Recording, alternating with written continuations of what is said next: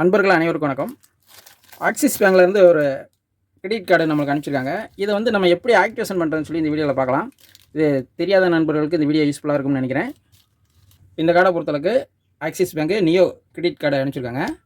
இந்த கார்டை நம்ம இந்த ஆக்டிவேஷன் பண்ணுறதுக்கு first Axis bank mobile banking app வச்சுருந்தீங்கன்னா அதில் ஓப்பன் பண்ணிக்கிங்க. அதை ஓப்பன் பண்ணிக்கலாம். ஓப்பன் பண்ணிவிட்டு ஃபஸ்ட்டு லாக்இன் கொடுத்து உள்ளே என்ட்ரி ஆகிக்கிங்க. பாஸ்வேர்டை நம்பரை நம்ம என்ட்ரு பண்ணிக்கலாம். பாஸ்வேர்டு கொடுத்து என்ட்ரி ஆன பின்னாடி இந்த மாதிரி மெனு வரும். இதில் கிரெடிட் கார்டுன்னு ஒரு ஆப்ஷன் இருக்கும், அதை செலக்ட் பண்ணிக்கலாம். செலக்ட் பண்ணோன்னு லோட் ஆகும். இப்போ வந்து இமேஜ் கொடுத்துருக்காங்களா, அதை டச் பண்ணிங்கன்னா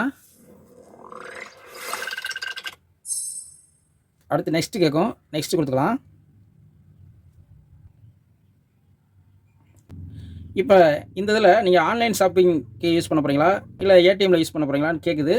நம்ம ஆன்லைன் ஷாப்பிங்க்கு அதே மாதிரி இதை ஆன் பண்ணி வச்சுக்கலாம். இப்போ இதை மூணுமே ஆன் பண்ணி வச்சுக்கலாம். ஆன் பண்ணி வச்சுக்கிட்டு கேஷ் வித் ட்ராவலை பொறுத்தளவுக்கு நம்ம இந்த கிரெடிட் கார்டில் கேஷ் வித் ட்ராவல் பண்ணாவே உங்களுக்கு சர்வீஸ் சார்ஜு ஏகப்பட்ட காசு போடுவாங்க. அதனால் ஏடிஎம் வித் ட்ராவல்ஸை நீங்கள் மேக்ஸிமம் நீங்கள் தவிர்க்கிறது நல்லது. மற்றபடி ஆன்லைன் ஷாப்பிங்கு அதேமாதிரி கடையில் ஷாப்பிங் பண்ணுறது இந்த மாதிரி இதுக்கு நம்ம யூஸ் பண்ணிக்கலாம். அது பெஸ்ட்டு. எல்லாமே இதில் நம்ம செலக்ட் பண்ணி வச்சுக்கிட்டு நெக்ஸ்ட் கொடுத்துக்கலாம்.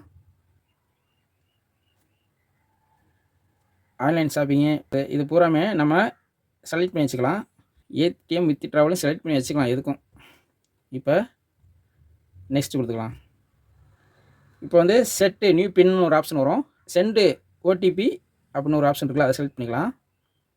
செலக்ட் பண்ணோன்னா உங்களோட ரிஜிஸ்ட்ரேஷன் பண்ண மொபைலுக்கு ஒரு ஓடிபி நம்பர் வரும். அது இப்போ வரும் பாருங்கள். அந்த நம்பரை நம்ம என்ட்ரி பண்ணணும். என்ட்ரி பண்ணியாச்சு. என்ட்ரி பண்ணிட்டு வெரிஃபை கொடுத்துக்கலாம்.